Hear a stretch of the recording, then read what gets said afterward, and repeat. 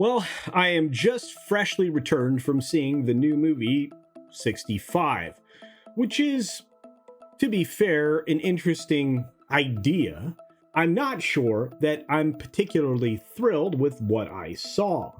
I will say this: Adam Driver, pretty good actor. The rest of this film, well, it's full of a lot of tropes.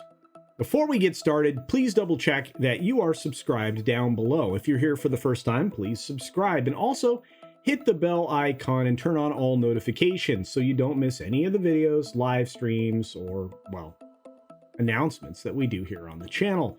We've got a lot of wonderful video content already, and well, I'm not going to stop anytime soon.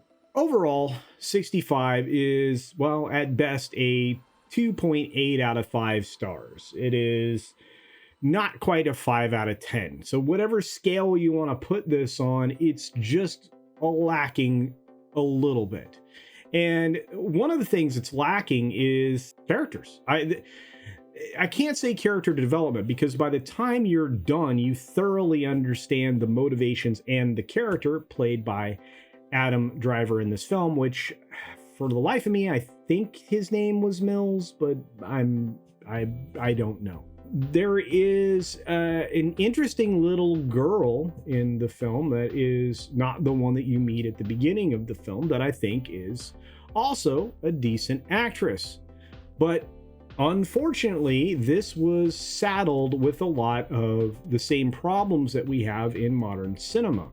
And I'm not just talking about messaging, because it was actually rather subtle in this, including the girl that, saves the day trope that you should just be prepared for.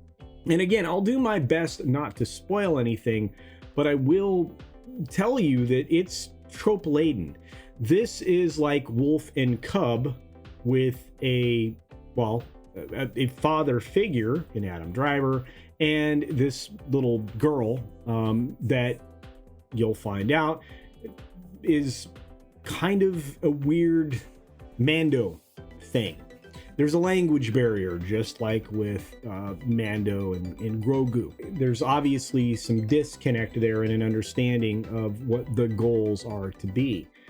Say what you will about the setting, which I thought was fine, and or whether or not this is a sci-fi horror film, it just felt like it was full of contrivances. And again, this is another movie by committee. Things just happen or happen to be somewhere because plot needs it to happen or for things to be somewhere. It's not without its entertaining parts or elements. And one of the things that I did appreciate when you have some kind of a horror-based or thrilling-based escapade is that occasionally you will introduce humor. And I'm not saying that, other films don't do that, but it wasn't done unnecessarily like a lot of what we're seeing out of the Marvel Cinematic Universe right now. A lot of what we've seen since, Guardians of the Galaxy. Like I said, I was reminded that Adam Driver can actually act, and he was completely misused in Star Wars and probably also in this film. I did appreciate that this film, and you'll notice it too, leans into his military skills and background. It also is kind of got some Die Hard in it. This guy just seems to be a force of will, or a force of nature, or in this case, a force of alien nature. Now, to the creatures. There weren't enough of them. There really wasn't enough here. And I have heard one or two other commenters in this space who saw this film early say specifically that there weren't enough characters. I agree with that. But there wasn't, more importantly, enough creatures. There were few and far between. And the screen time, the moments that you saw the dinosaurs, were, well, a little lackluster and somewhat reminiscent of the early Jurassic Park films. Now, I will give them this. The CGI for these dinosaurs, far better than anything we've gotten recently out of any other major studio.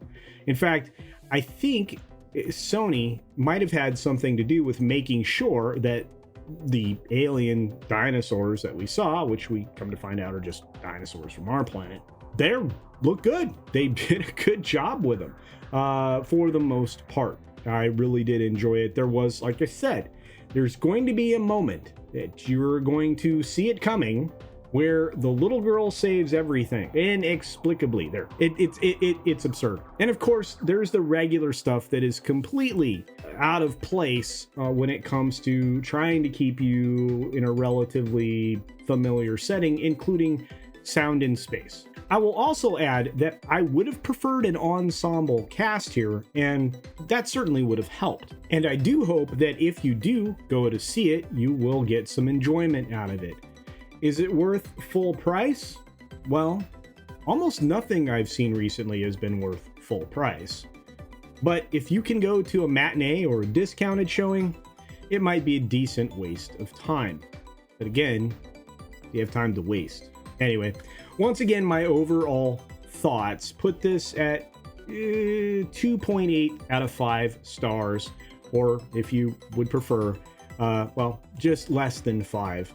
4.8 maybe on a scale to 10. If you've seen this film, I would be interested in what your thoughts are. If you wouldn't mind leaving them down in the comment section below, well, maybe we can have a discussion there about this film and films you might be excited about that are coming up in the near future, like John Wick 4 and Super Mario.